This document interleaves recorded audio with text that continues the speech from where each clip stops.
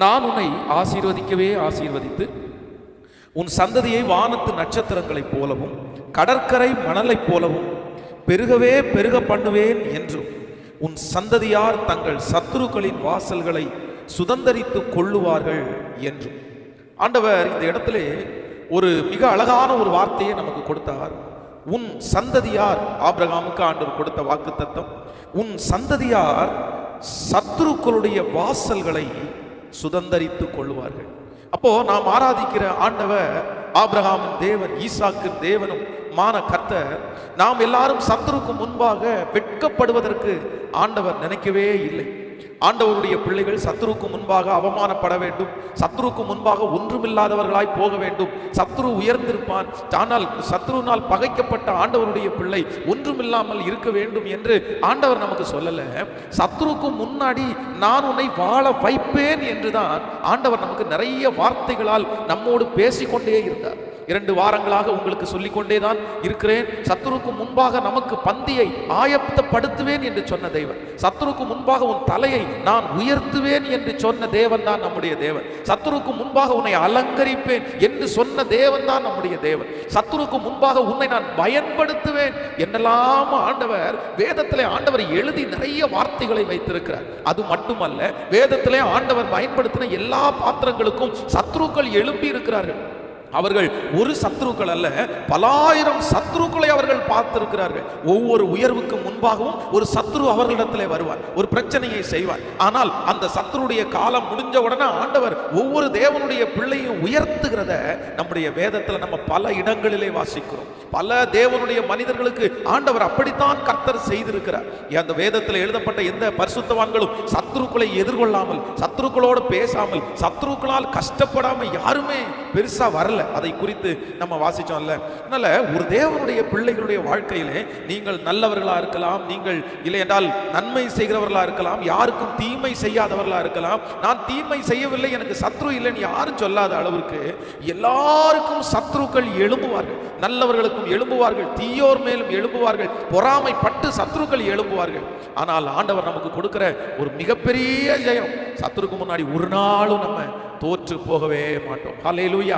ஆண்டவருடைய பிள்ளைகளே, கடந்த 2 வாரங்களாக 2 காரியங்களை உங்களோடு கூட ஆண்டவர் நம்மோடு கூட பேசினார். முதலாவதாக, ஒரு தேவனுடைய பிள்ளை எதிரிக்கு முன்பாக வாழ்ந்து காட்ட வேண்டும் என்றால் என்ன செய்ய வேண்டும் என்று ஒரு மனுஷனுடைய வாழ்க்கையை உங்களுக்கு முன்பாக நான் காண்பித்து, அந்த மனுஷனுடைய வாழ்க்கையிலே 2 காரியத்தை நாம் தியானித்தோம். ஈசாக்கை குறித்து தான் நாம் தியானித்தோம். ஈசாக்கை ஆண்டவர் சத்துருக்கு முன்பாக ஆண்டவர் அவனை ஆசீர்வதித்தார்.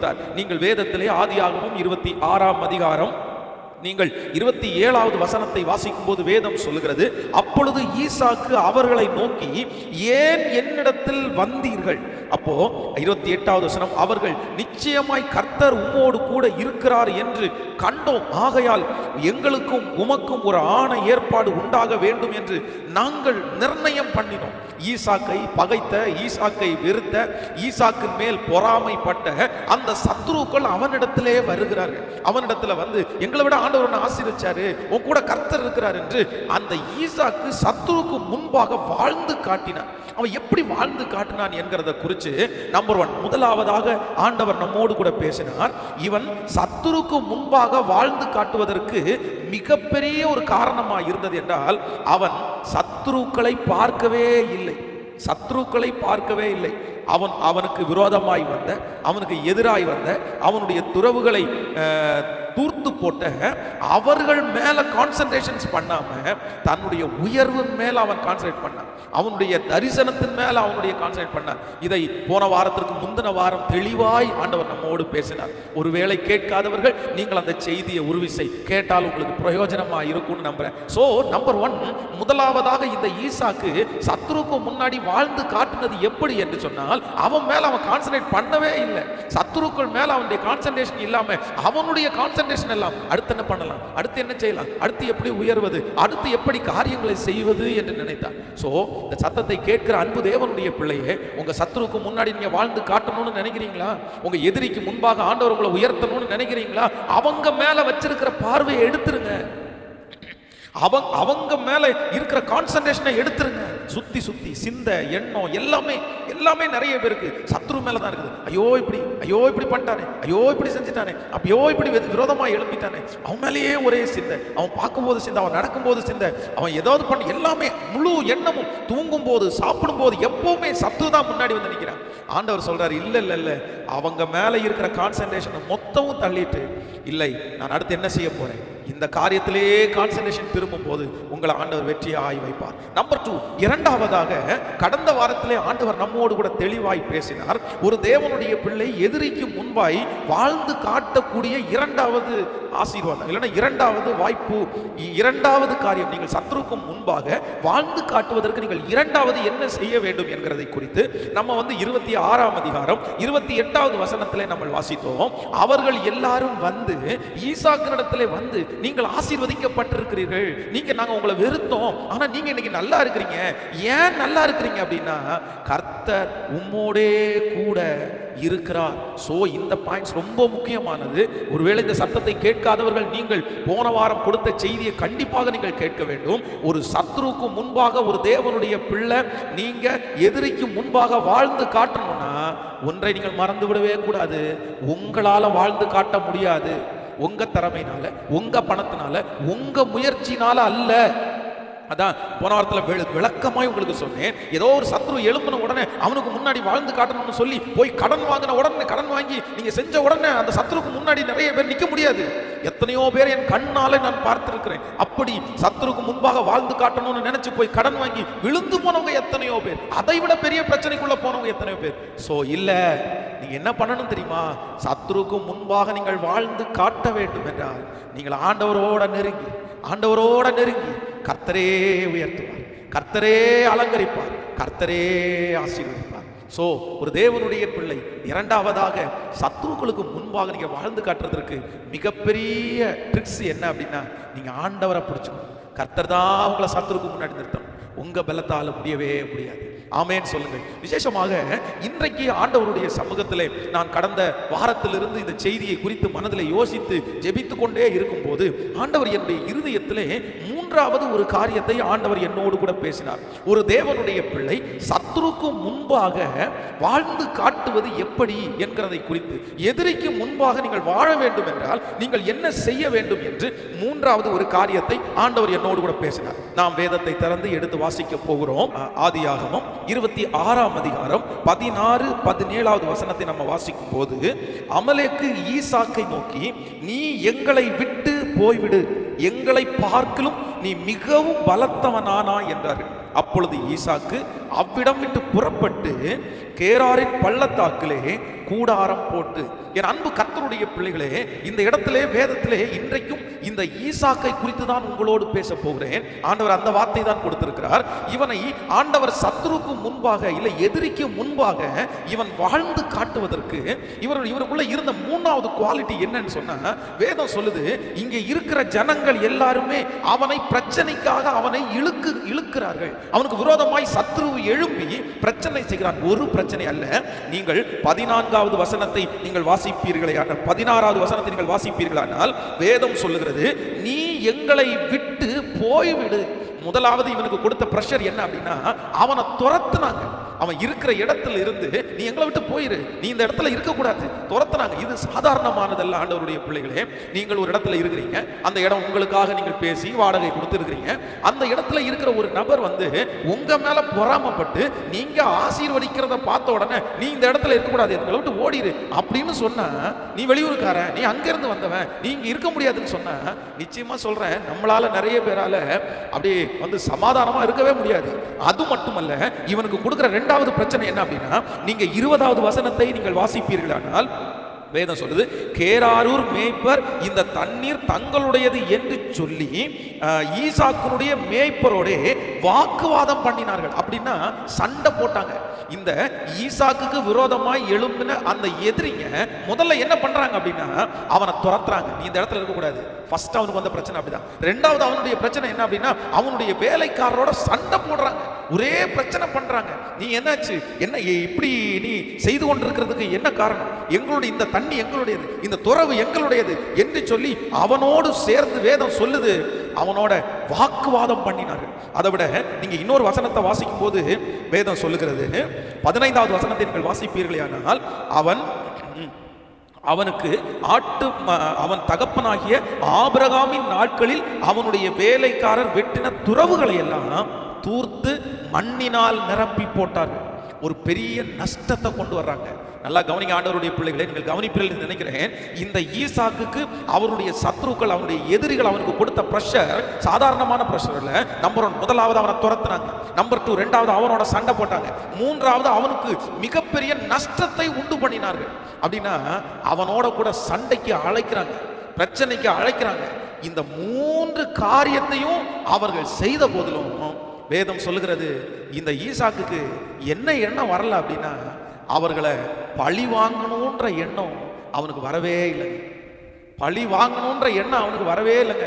இந்த சத்தத்தை கேட்கிற அன்பு தேவனுடைய பிள்ளையே, ஈசாக்கு சத்ருக்களுக்கு முன்பாய், எதிரிக்கு முன்பாய் அவன் வெற்றியாய் வாழ்வதற்கு என்ன காரணம்? சத்ரு எதிரிக்கு முன்பாக அவன் எப்படி வாழ்ந்து காட்டினான் அப்படின்னா, நான் சொல்லுவேன், நம்பர் 3, அவனுடைய வாழ்க்கையில இந்த பழி வாங்குற எண்ணோன்ற ஒண்ணு இல்லாததுனால சத்ருக்கு முன்னாடி, எதிரிக்கு முன்பாக அவன் வாழ்ந்து காட்டினவனாய் மாறினான். இந்த சத்தத்தை கேட்கிற அன்பு தேவனுடைய பிள்ளைகளே, எதிரிகள் உங்களை சண்டைக்காக அழைக்கலாம். உன்னுடைய சத்துருக்கள் உனக்கு விரோதமாய் எழும்பி எப்படியாவது நீ அவர்களோடு பிரச்சனை செய்ய வேண்டும் என்று உன்னை கிளறி கொண்டே இருக்கலாம். உன் வாயை நோண்டலாம், உன் பலத்துல டச் பண்ணி பார்க்கலாம், உன்னுடைய கோபத்தை அவங்க எடுக்கிறதுக்காக அவங்க முயற்சி எடுக்கலாம். எப்படியாவது இவனை சண்டைக்கு இழுக்கணும், எப்படியாவது இவன் மேல பிரச்சனை பண்ணணும் அப்படின்னு உங்களை அப்படிப்பட்ட காரியத்திற்காக இழுக்கும் போது நீங்க வாயை திறந்து பேசிட்டீங்கன்னா, நீங்க அவர்களோட சண்டை போட பார்த்துட்டீங்க அப்படின்னா, எனக்கும் தெரியும்ப்பா, நானும் பெரிய ஆள் தான்ப்பா, எனக்கும் எல்லா ஆட்களும் இருக்காங்க அப்படின்னு நீங்க எதிராய் போய் அவர்களை பழி வாங்க வேண்டும் என்கிற எண்ணத்துல நீங்க இறங்கிட்டீங்கன்னா, சத்துருக்கு முன்னாடி ஒரு நாளும் நீங்க வாழ முடியாதுங்க, தலை நிமிர்ந்து நிற்க முடியாதுங்க. சோ எதிரிக்கு முன்பாக நீங்கள் வாழ்ந்து காட்ட வேண்டும் என்றால் நீங்கள் செய்ய வேண்டியது ஒண்ணே ஒண்ணு, நான் பழி வாங்குதல் எனக்குரியது அல்லவே. இன்றைக்கு இந்த சத்தத்தை கேட்கிற யாரோ ஒருவர் அப்படிப்பட்ட சூழ்நிலையில் நிற்கலாம். பாஸ்டர், நான் பழி வாங்கணும் பாஸ்டர், எப்படியாவது என்னை எவ்வளவு கஷ்டப்படுத்தினாங்க தெரியுமா, என்னை எவ்வளவு கண்ணீர் வடிக்க வச்சாங்க தெரியுமா, எனக்கு எவ்வளவு நஷ்டத்தை கொண்டு வந்தாங்க தெரியுமா, நான் எவ்வளவு பெரிய பாடுபட்டேன் தெரியுமா, இதுக்கு கொஞ்சமாவது பழி வாங்காம நான் விடவே மாட்டேன். நான் வளர்ந்ததற்கு பிறகு, நான் நல்லா இருந்ததற்கு பிறகு, நான் ஆசீர்வாதமா இருந்ததற்கு பிறகு எனக்கு முதல் வேலையே என்ன வேலை அப்படின்னா அவங்கள பழி வாங்குறதா என் வேலைன்னு இன்னைக்கு யாராவது மனசுல நினைச்சிட்டு இருப்பீங்கன்னா, ஆண்டவர் சொல்றாரு, அந்த பழி வாங்குகிற எண்ணம் உன்னுடைய இருதயத்திலே இருக்குமானால் சத்துருக்கு முன்பாக நீ வெட்கப்பட்டு போய் விடுவாய். சத்துருக்கு முன்னாடி நீ நிற்கவே முடியாது. அதற்கு மாறாக ஒன்றே ஒன்று மட்டும் செய்யணும், பழி வாங்குதல் அது எனக்குரியதல்ல. அப்பா, எனக்கு விரோதமா இந்த மனுஷன் பிரச்சனை பண்றாப்பா, எனக்கு விரோதமா இந்த மனுஷன் தொந்தரவு பண்றாப்பா, என்ன துரத்தணும்னு நினைக்கிறாப்பா, என்ன நஷ்டப்படுத்துறாப்பா, என்ன சண்டைக்கு இழுக்கிறாப்பா, ஆனா நான் எதையுமே பேசாம அமைதியா இருக்கிறேன், வாய் திறவாத ஆட்டை போல் இருக்கிறேன். நான் போக மாட்டேன், சண்டைக்கு போக மாட்டேன், நான் பிரச்சனைக்கு போக மாட்டேன். பழி வாங்குதல் எனக்குரியதல்ல, நீங்க பார்த்துக்குங்கன்னு அவருடைய கரத்திலே கொடுப்போமே. ஆனால் நான் நம்புறேன், உங்களை வெற்றியாய் நடத்துறதற்கு ஆண்டவர் வல்லவராய் இருக்கிறார். கைகளை உயர்த்தி ஒரு ஹல்லேலூயா சொல்லுங்க. என்னை அவன் போட்டு கொடுத்தான், நான் அவனை போட்டு கொடுப்பேன். என்ன அவன் சொல்லி கொடுத்தான், நான் அவனை சொல்லி கொடுப்பேன். இல்ல தேவனுடைய பிள்ளையே, அது நமக்குரியதல்ல.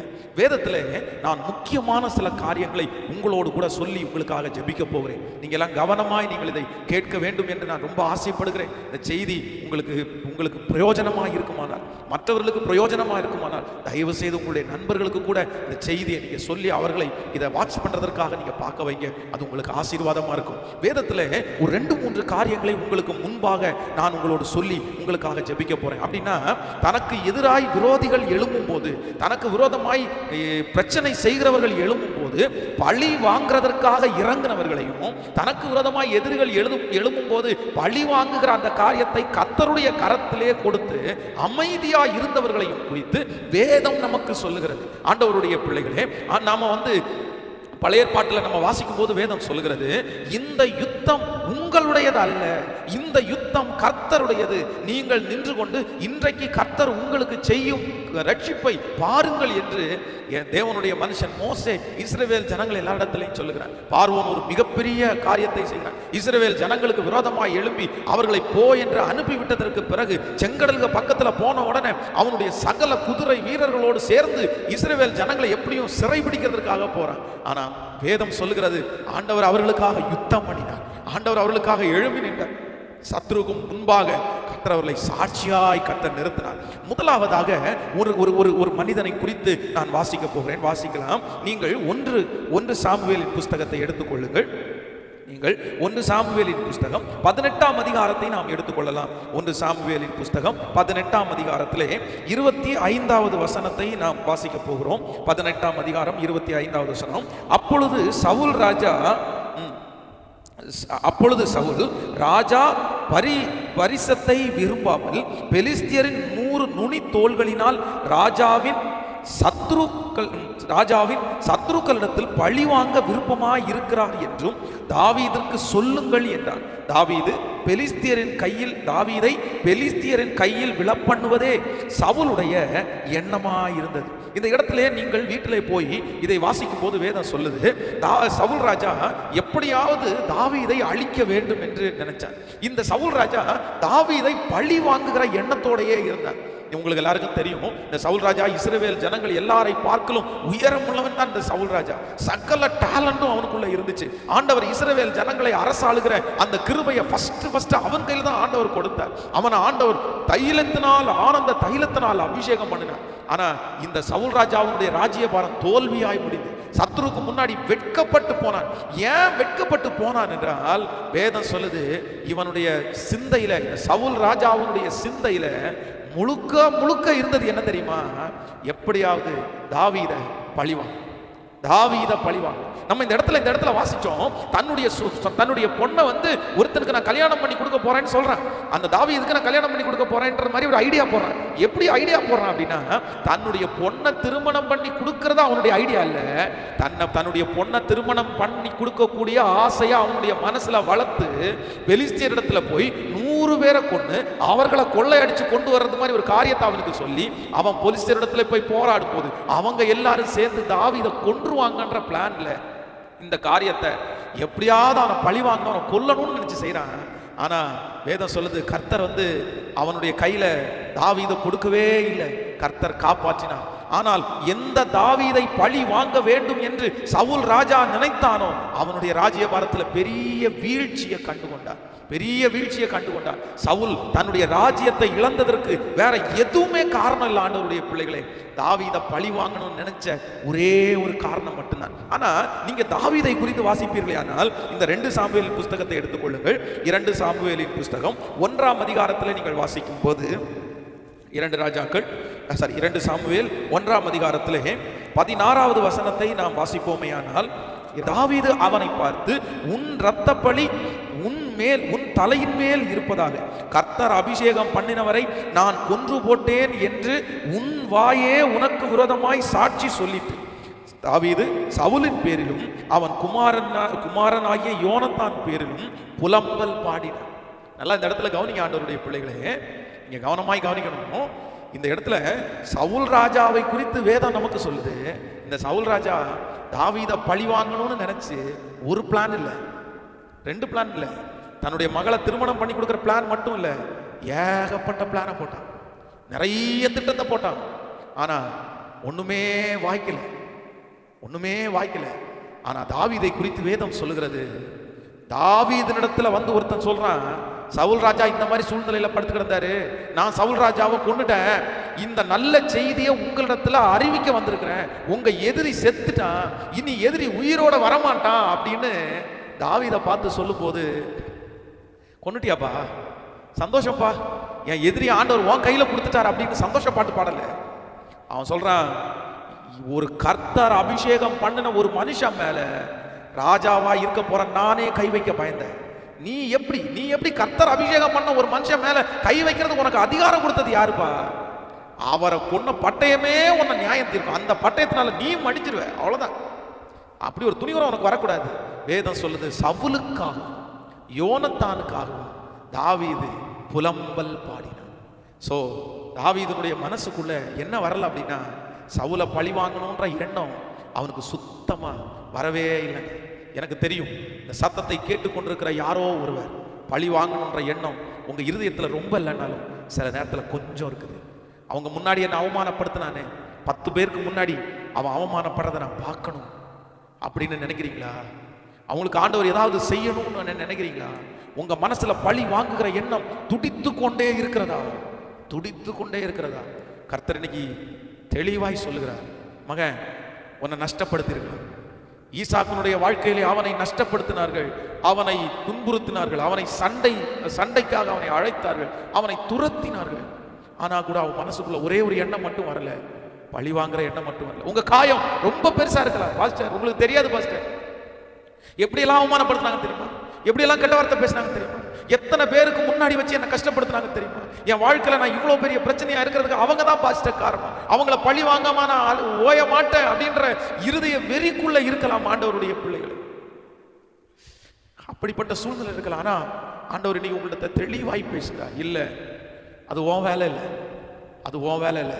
இந்த சங்கீதக்காரனுடைய சங்கீதத்தை நீங்கள் வாசிக்கும் போது வேதம் சொல்லுகிறது, நீங்க 2 சாமுவேல் 22ஆம் அதிகாரம் 22ஆம் அதிகாரத்தில் 48வது வசனத்தை நீங்கள் வாசிப்பீர்களானால், 22வது அதிகாரத்தில் 48வது வசனத்தை, அவர் எனக்காக பழிக்கு பழி வாங்கி ஜனங்களை எனக்கு கீழ்ப்படுத்துகிற தேவனாய் இருக்கிறார். எல்லாரும் சொல்லுங்க, வீடுகளில் இருந்து இந்த வார்த்தையை நீங்க சொல்லுங்க, அவர் எனக்காக பழிக்கு பழி வாங்கி ஜனங்களை எனக்கு கீழ்ப்படுத்துகிற தேவனாய் இருக்கிறார். அவர் தேவன்.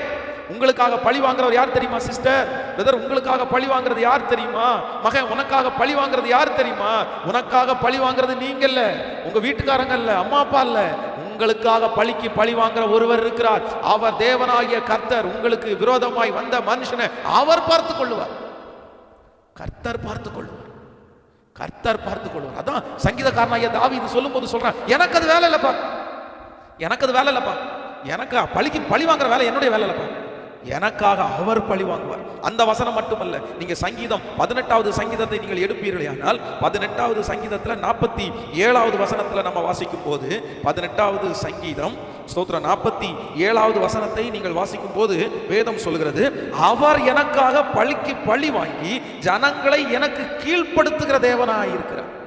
சங்கீதக்காரன் இங்கேயும் சொல்றான், அவர் எனக்காக பழிக்கு பழி வாங்கி என் ஜனங்களை எனக்கு கீழ்ப்படுத்துகிற தேவனாய் இருக்கிறார். நீங்கள் எபிரேயர் 10ஆம் அதிகாரம் 30வது வசனத்தை வாசிப்பீர்களானால் அங்கே வேதம் சொல்லுகிறது, பழி வாங்குதல் எனக்குரியது என்று ஆண்டவர் சொல்றார். பழி வாங்குதல் எனக்குரியது என்று ஆண்டவர் சொல்றார். இல்ல இல்ல ஆண்டவருடைய பிள்ளைகளே, விட்டுருவோம். ஆண்டவரே நீங்க பார்த்துக் கொள்ளுங்க ராஜா. இப்போ இந்த பிரேயர்ல இருக்கும்போது கூட நீங்க உங்களுடைய வீடுகளில் இருந்த ஆண்டவருடைய சமூகத்துல சொல்லுங்க, ஆண்டவரே நீங்க பார்த்துக்குங்க ராஜா, நீங்க பார்த்துக்குங்க ராஜா, நீங்க பார்த்துக்குங்க. அப்சலோம் இறந்துட்டான். பழி வாங்குற யாரும் பழி வாங்குறதுனால தான் மடிவார். அதான் வேதம் சொல்லுது, பட்டயத்தை எடுத்தவன் பட்டயத்தாலே மடிவான். பட்டயத்தை எடுத்தவன் பட்டயத்தால். பட்டயம் நம்முடைய வேலை இல்லை சிஸ்டர், பிரதர், நம்முடைய வேலை எடுக்கக்கூடாது. அவ்வளவு அழகான அந்த பையன், அவனால ஜெயிக்க முடியலங்க, ஜெயிக்க முடியல. என்னைக்கோ ஒரு நாள் அந்த கொலை செய்து அது அவனை தாக்கி விட்டுச்சு. நல்ல ஆண்டவருடைய பிள்ளைகள், இன்றைக்கு எதிரிக்கு முன்பாக நீங்க தலை நிமிர்ந்து வாழ நினைக்கிறீங்களா? எதிரிக்கு முன்பாக வாழ்ந்து காட்டணும்னு நினைக்கிறீங்களா? இந்த ஈசாக்கு எதிரிக்கு முன்பாக வாழ்ந்து காட்டுறதற்கு நம்பர் 3 மூன்றாவது அவனுக்கு இருந்த கேரக்டர் எதுவுமே இல்லை. நான் பழி வாங்க மாட்டேன்ற ஒரு தீர்மானத்தை அவன் எப்பவுமே ஸ்ட்ராங்கா எடுத்திருக்கான், ஸ்ட்ராங்கா எடுத்திருக்கான். நான் பழி வாங்க மாட்டேன், எதற்காகவும் நான் பழி வாங்க போறதே இல்லை. நீங்கள் யோசேப்பை குறித்து வேதத்தில் வாசிப்பீர்களே ஆனால் எடுத்துக்கொள்ளுங்கள், ஆதியாகமம் 50ஆம் அதிகாரத்தை எடுத்துக்கொள்ளுங்கள். ஆதியாகமம் 50ஆம் அதிகாரத்திலே நீங்கள் பார்க்கும்போது 15வது வசனத்தை நம்ம வாசிக்க போகிறோம்.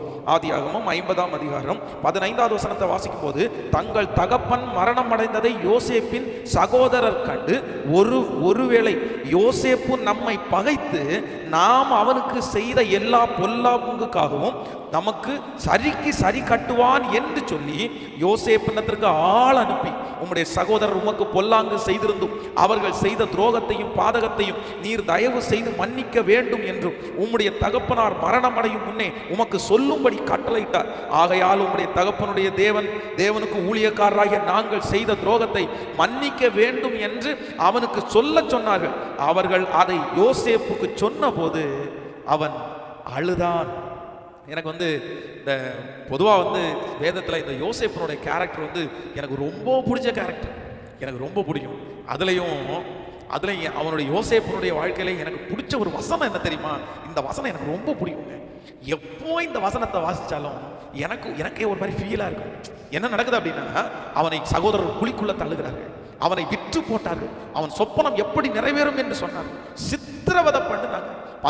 கிட்டத்தட்ட 15 ஆண்டுகள் பாடுபடுறதற்கு காரணமானவங்க இந்த சகோதரர் தான் காரணமானார். அவன் எத்தனை பாடுபட்டான், பொய் குற்றம் சாட்டப்பட்டான், பலவர்ண அங்கேயே கலட்டிட்டு வேதம் சொல்லுகிறது அவனுக்கு அடிமையின் வஸ்திரம் தரிக்கப்பட்டது, அதற்கு பிறகு சிறைச்சாலை வஸ்திரம் தரிக்கப்பட்டது. எத்தனை பாடுகள் ஒவ்வொரு நிமிஷம். யாரால தெரியுமா? என் சகோதரர். அவனுக்கு சாப்பாடு கொண்டு கொடுத்த ஒரே ஒரு காரணத்திற்காக என்னை இப்படி பிடிச்சி குழிக்குள்ள போட்டு இப்படி வித்து போட்டாங்கல்ல. எப்படி இருந்திருக்கும்? ஆனா இப்போ அவங்க அப்பா பார்த்துட்டான், சகோதரர்ல பார்த்துட்டாரு, யோசேப்பை ஆண்டவர் உயர்த்திட்டாரு, எல்லா சூழ்நிலைகளும் மாற்றப்பட்டு இப்போ அப்பா இறந்துட்டார். அப்பா இறந்த உடனே அவனுடைய சகோதரர்கள் எல்லாம் ஒரு ஆள்கிட்ட பேசி, இந்த மாதிரி போய் சொல்லுங்க யோசேப்பிட்ட, ஒருவேளை அப்பா செத்ததுக்கு பிறகு அவன் பழி வாங்கினாலும் வாங்குவான், ஏன்னா அவன் பாடுபட்டு இருக்கிறான், அதனால அப்பா அவங்கள நல்லா பார்த்துக்கணும்னு உங்கள்கிட்ட சொல்லி இருக்கிறாரு அப்படின்னு போய் சொல்லுங்கன்னு ஆள் அனுப்பி விடுறாங்க.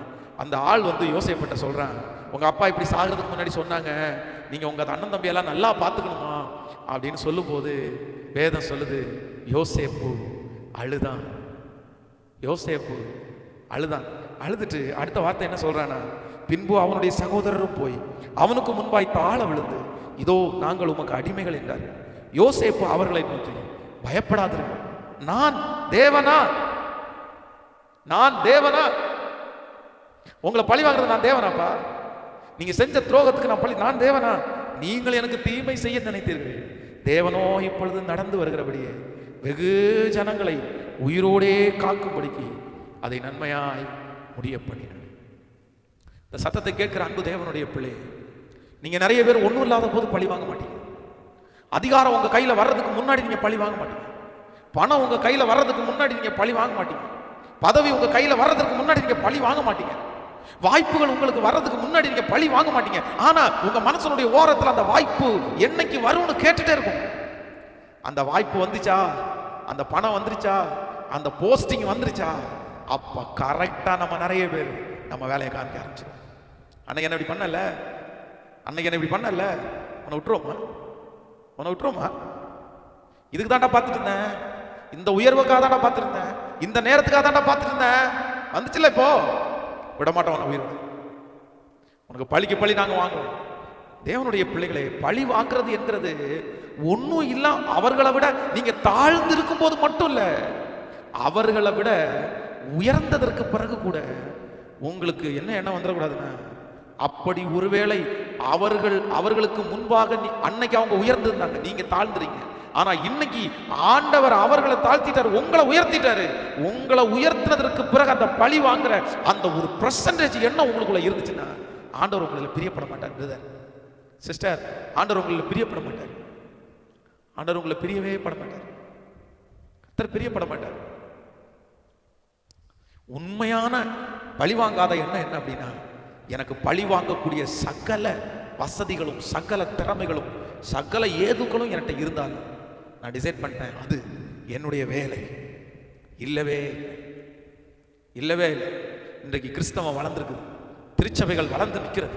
எத்தனையோ திருச்சபைகளில் ஆயிரம் ஜனங்கள் இன்னைக்கு வந்திருக்கிறார். அவர்களிடத்தில் எல்லாம் போய் கேளுங்க. அவர்களுக்கு விரோதமாய் எத்தனையோ எதிரிகள் எழும்பி பெரிய பெரிய பிரஷர் எல்லாம் கொடுத்தாங்க. ஆலயத்திற்கு விரோதமாய் பெரிய பெரிய பிரஷர் எல்லாம் கொடுத்தாங்க. ஆனா அந்த ஆலயங்கள் எல்லாம் இன்னைக்கு வளர்ந்திருக்கிறதுக்கு காரணம் தனக்கு பிரஷர் கொடுத்த ஆட்களை தேடி பழி வாங்குறதுனால அல்ல. கர்த்தர் பார்த்துக்கிட்டோம்னு அமைதியா இருந்தாங்க. பரிசுத்தவான்களை குறித்து வேதம் நமக்கு சொல்லுது. அப்போஸ்தலனாகிய பவுலை குறித்து வேதம் சொல்லுது. அப்போஸ்தலனாகிய பவுலுக்கு நல்லா கவனிங்க, அப்போஸ்தலனாகிய பவுல் நினைச்சா அவனுக்கு விரோதமாய் அவனை அடிச்சவங்களை, அவனை தூக்கி பட்டணத்துக்கு வெளியே போட்டவங்களை அவங்கள கையை கட்டிக்க முடியுமா? அவனுடைய கால்களை கட்டிக்க முடியுமா? நிச்சயமா முடியும். அப்போஸ்தலனாகிய பவுலுடைய உருமால்கள் அற்புதம் நடந்துருச்சு. எவ்வளவு பெரிய அற்புதங்களை செஞ்சாங்க தெரியுமா? தனக்கு விரோதமாய் பொய் சாட்சி சொல்லுகிற அந்த ஸ்திரீ அந்த சூனியக்காரியத்தை பார்த்து உன்கிட்ட இருக்கிற அசுத்தாவியை துரத்துறேன்னு துரத்திட்டாரு. எவ்வளவு பெரிய அற்புதங்கள், எத்தனை அற்புதங்கள், எத்தனை நோய் ஆனவங்களை ரெடி பண்ணாரு, எத்தனை பேருக்கு விடுதலை கொடுத்தாரு. ஏன்? அவங்க ஜெபம் பண்ணி, ஆண்டவரே இவன் கை ரொம்ப நீட்டா, ஆண்டவரே கையை விட்டுங்க, ஆண்டவரே கை வராம இருக்கட்டும் ஆண்டவரே அப்படின்னு ஜெபிக்க முடியாதா? ஜெபிக்க முடியும். அவங்க நடந்து வந்தாலே அற்புதம் நடந்துருச்சு. அவங்களால செய்ய முடியும். ஆனா அவங்களுக்கு எனக்கு பவர் வந்ததுனால இந்த பவரை நான் செலவழிக்க போறது, அதுக்காக இந்த பவர் கொடுக்கல. கவனிங்க ஆண்டவருடைய பிள்ளைகளே, இன்னைக்கு யாரோ ஒருத்தருக்கு இந்த வார்த்தையை கர்த்தர் பேசுறாரு. கர்த்தர் உங்களுக்கு கொடுத்திருக்கிற அதிகாரம், கர்த்தர் உங்களுக்கு கொடுத்திருக்கிற பணம், ஆண்டவர் உங்களுக்கு கொடுத்திருக்கிற உயர்வு வந்து அவங்கள பழி வாங்குறதுக்காக அல்ல, அவங்கள பாதுகாக்கிறதுக்காக. அதான் யோசேப்பு இந்த இடத்துல சொல்றாங்க, உங்களை பழி வாங்குறதுக்காக கர்த்தர் இந்த இடத்துல என்ன உட்கார வைக்கல, உங்களை பாதுகாக்கிறதுக்காக தான் இந்த இடத்துல கர்த்தர் உட்கார வச்சிருக்காரு. பாதுகாக்கிறதா உட்கார வச்சிருக்காரு. சோ டோன்ட் மிஸ்டேக் பண்ணிடாது, தப்பு பண்ணாதீங்க. ஆண்டவர் அதை பார்த்துட்டு சும்மா இருக்க மாட்டார். நல்லா தேவனுடைய ஊழியக்காரங்க யாருமே அந்த பழி வாங்குற எண்ணத்தில் அவங்க இறங்கவே இல்லை. அதை விடுங்க, ஆண்டவராகிய இயேசு கிறிஸ்துவை குறித்து வேதத்தில் வாசிக்கும் போது வேதம் சொல்லுது, யூதாஸ் காரியத் கூட இருந்துட்டே ஆண்டவரை காட்டி கொடுத்தான். இல்ல, கூட இருந்துட்டே காட்டி கொடுத்தான். ஆனா அவன் ஆண்டவர் என்ன சொன்னார் தெரியுமா? சிநேகிதனே முத்தத்தினாலா காட்டி கொடுக்கிறாய், சிநேகிதனே முத்தத்தினாலா காட்டி கொடுக்கிறாய். இந்த ஜபத்தில் கலந்து கொண்டிருக்கிற அன்பு தேவனுடைய ஜனமே, தேவ பிள்ளை, ஒருவேளை இந்த ஜபத்தை கண்ணீரோடு கேட்டுக்கொண்டிருக்கலாம். பாஸ்டர், சத்ருக்கு முன்னாடி நான் எப்படியாவது வாழ்ந்து காட்டணும்னு பல முயற்சிகளை எடுத்து தோற்று போயிருக்கேன். நான் அவமானத்தின் மேல அவமானம் அடைஞ்சிட்டே இருக்கிறேன். அவன் கண்ணுக்கு முன்னாடி வெட்கப்பட்டு போயிட்டே இருக்கிறேன். என் பிள்ளை வெட்கப்பட்டு போயிட்டே இருக்குது, என் குடும்பம் வெட்கப்பட்டு போயிட்டே இருக்குது. ஆனா ஆண்டவர் கைவிட மாட்டார். ஆண்டவர் வாக்கு கொடுத்துட்டார், சத்ருக்கு முன்னாடி உன்னை வாழ வைப்பேன், சத்ருக்கு முன்னாடி உன்னை தலை நிமிர்ந்து வாழ வைப்பேன், கைவிட மாட்டேன். ஆனா ஆண்டவர் உங்களுக்கு ஒரு பொருத்தனை எதிர்பார்க்கிறார். சாமி, பாஸ்டர் என் உள்ள துடிக்குது பாஸ்டர், என் இருதயம் துடிக்குது, என் ரத்தம் துடிக்குது பாஸ்டர், எவ்வளவு கஷ்டப்படுறாங்க தெரியுமா பாஸ்டர்? இது நினைச்சு நிறைய பேருக்கு தூக்கம் கூட இல்லாம இருக்கலாம். எனக்கு என்னால தூங்கவே முடியல, இப்படி பண்ணிட்டா, அப்படியே இப்படி செஞ்சுட்டாரியே, இப்படி என்ன வெட்கப்படுத்திட்டாரு. ஆண்டவர் சொல்றாரு, மன்னிச்சிருங்க, மறந்துரு, கர்த்தர் பார்த்துக்கொள்வார், கர்த்தர் பார்த்துக்குவார், ஆண்டவர் பார்த்துக் கொள்வார், கர்த்தர் பார்த்துக்குவார். சொல்லுங்க, இருக்கிற இடங்களை கையை உயர்த்தி சொல்லுங்க, நீங்க பார்த்துக்கங்க ஆண்டவரே. அது மனைவியா இருக்கலாம், கணவனா இருக்கலாம், பிள்ளைகளா இருக்கலாம், யாரா இருக்கலாம், கர்த்தர் பார்த்துக்குவார். ஹல்லேலூயா.